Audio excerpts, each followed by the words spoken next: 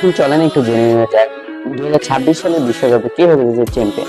কারণ হয়তো সবাই ভাবছেন যে আমরা ভবিষ্যতের কথা কিভাবে জানবো, কিন্তু আপনি জেনে খুব অবাক হবেন যে পৃথিবীতে এমন একজন ব্যক্তি রয়েছে যে কিনা গত তিনবারের বিশ্বকাপ নিয়ে প্রেডিকশন করেছিল এবং তিনবারই তা সঠিক হয়েছে। এখন হয়তো বা ভাবছেন এটা হয়তো কাকতালীয়, কিন্তু তাহলে নয়। দেখেন, এটা হচ্ছে একটা অ্যালগরিদম। তিনি এমন কিছু জিনিসকে সামনে রেখে একটা অ্যালগরিদম সেট করেছে এবং তার উপর বেসিস করে এমন একটা সিদ্ধান্ত উপনীত হয় যার ভিত্তিতে তিনি সিদ্ধান্ত নিতে পারেন যে 2026 সালে, 2022, 2018, 2014 সালে কে কে বিশ্বকাপ নিবে এবং প্রত্যেকবারই তা সঠিক হয়েছে। তো চলেন বিস্তারিত তার বিষয়ে একটু জেনে নেওয়া যাক। তিনি হচ্ছে জার্মানির গণিতবিদ জয়ফ্রিড ক্লেমন। তিনি 2014 সালে বলেছিলেন যে আর্জেন্টিনাকে হারিয়ে জার্মানি বিশ্বকাপ নেবে এবং তাই হয়েছিল। এবং তিনি 2018 সালে বিশ্বকাপে বলেছিলেন যে ফ্রান্স বিশ্বকাপ নেবে এবং সেটাও সঠিক হয়েছে।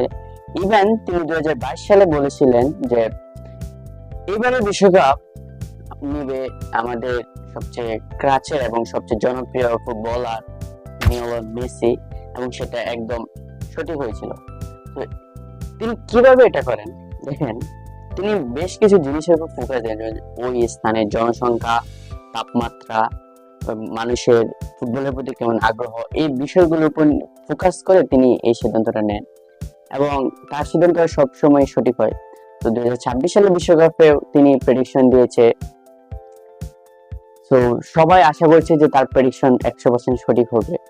তো 2026 সালে কি প্রেডিকশন দিয়েছে সেটা আমরা এখন জেনে নিই। তিনি 2026 সালের সম্পর্কে বলেছেন যে 2026 সালে বিশ্বকাপ নেবে নেদারল্যান্ড এবং সেখানে হারাবেন। তিনি বলেছেন 2026 সালে বিশ্বকাপ নেবে নেদারল্যান্ড। শুনতে একটু আশ্চর্য মনে হলো, তাই ঠিক। 2026 সালে বিশ্বকাপ আর্জেন্টিনা নিচ্ছে না, ব্রাজিলও নিচ্ছে না, তাহলে কে নিচ্ছে? 2026 সালে বিশ্বকাপ নিচ্ছে নেদারল্যান্ড। শুনতে বিষয়টা একটু আশ্চর্য মনে হলো, কিন্তু এটাই সঠিক। এবং সেখানে রানার্স আপ হিসেবে থাকবে পর্তুগাল। ইয়েস, ঠিকই শুনছেন, CR7 অর্থাৎ ক্রিস্টিয়ানো রোনালদো, সবচেয়ে জনপ্রিয় ফুটবলার। বিষয়টা একটু অবাক করা হলেও কিন্তু এটাই সত্য। তবে আমরা এআই কে জিজ্ঞেস করেছিলাম যে 2026 সালে বিশ্বকাপ কে নেবে। এআই প্রেডিকশন মতে 2026 সালে বিশ্বকাপ নেবে ব্রাজিল। যদিও একটা কৃত্রিম বুদ্ধিমত্তায় সে একদম একুরেটলি সবকিছু বলতে পারে না, কিন্তু সে এটাই বলেছে।